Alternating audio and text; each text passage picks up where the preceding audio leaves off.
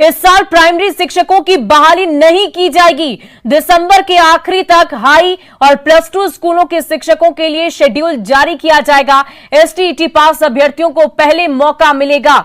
जल्द ही नई नियमावली के आधार पर यह बहाली की प्रक्रिया शुरू की जाएगी। कैबिनेट में इन तमाम बातों पर मुहर लगेगी। मार्च से प्राइमरी शिक्षकों की बहाली शुरू होने की उम्मीद जताई जा रही है। 1 लाख प्राइमरी में और 75,000 शिक्षकों की माध्यमिक स्कूलों में बहाली होनी है। सूत्रों के हवाले से ये बड़ी जानकारी आपको दे रहे हैं शिक्षा विभाग की तरफ से, जहां अब इस बात की जानकारी है कि प्राइमरी स्कूलों में जो बहाली की प्रक्रिया शुरू होनी थी वो अब मार्च महीने में होगी। तो इस पूरी खबर की अधिक जानकारी के लिए हमारे संवाददाता रजनीश हमारे साथ फोन लाइन पर जुड़ चुके हैं। रजनीश, क्या कुछ जानकारी है और इस प्रक्रिया को अब आगे क्यों बढ़ा दिया गया? देखिए, बिहार के जो शिक्षक अभ्यर्थी हैं उनके लिए बड़ी खबर है कि सीएम नीतीश कुमार की समीक्षा बैठक के बाद पूरा जो प्लान है शिक्षा विभाग का वो बदल चुका है। पहले से ये तैयारी थी कि बिहार के जो प्राइमरी शिक्षक हैं उनके लिए 1 लाख पदों पर बहाली होनी है और पहले प्राइमरी की बहाली होगी। लेकिन सीएम की समीक्षा बैठक के बाद ये माना गया है कि जो प्राइमरी वाले हैं अगर वो बहाल हो जाएंगे तो फिर से वो हाई स्कूल के लिए अप्लाई कर देंगे। ऐसे में सरकार के लिए बड़ी चुनौती होगी, तो सरकार ने प्लान ही बदल दिया है। ये खबर आ रही है कि अब हाई स्कूल की पहले बहाली होगी प्लस टू की, यानी एसटीईटी वालों को पहले मौका मिलेगा। उसके बाद जो सीटेट हैं और बीटेट हैं उनको मौका दिया जाएगा। यानी कुल मिलाकर 6 महीने तक जो अभ्यर्थी हैं प्राइमरी वाले उनको और इंतजार करना पड़ सकता है, जबकि दिसंबर से जो एस्टेट अभ्यर्थी हैं हाई और प्लस टू वाले उनको मौका मिल सकता है। ये पूरी तैयारी शिक्षा विभाग ने कर ली है।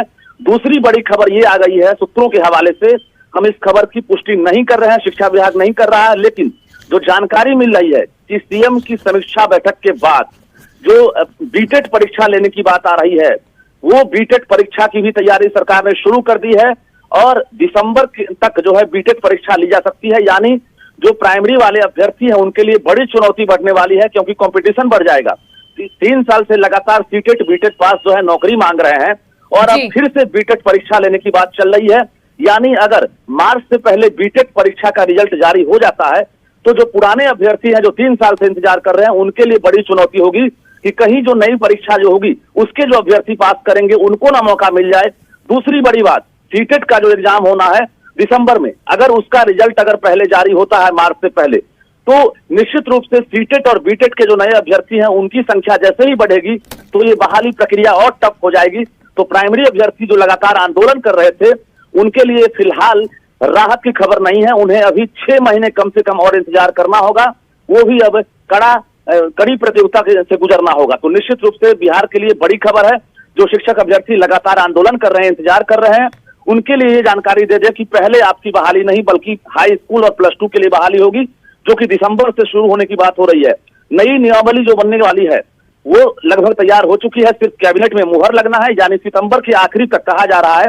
कैबिनेट में मुहर लगने के बाद जो बहाली प्रक्रिया है उसका रोस्टर जारी कर दिया जाएगा। यानी हाई और प्लस टू वाले तैयार रहेंगे, उनके लिए बहाली की पहले प्रक्रिया शुरू होगी। जी बहुत बहुत शुक्रिया रजनीश हमारे साथ जुड़ने के लिए, तमाम जानकारी के लिए। तो ये बड़ी खबर सूत्रों के हवाले से, जहां अभ्यर्थियों की परेशानियां, कंपटीशन और ज्यादा बढ़ने वाला है, वो इसलिए क्योंकि अब पहले माध्यमिक स्कूलों में बहाली की प्रक्रिया होगी और उसके बाद प्राइमरी शिक्षकों की बहाली होगी।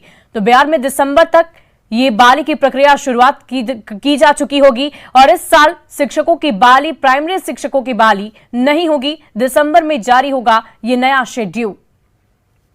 तो ये बड़ी खबर आपको बता रहे हैं, जहां जल्द ही नई नियमावली जारी कर दी जाएगी।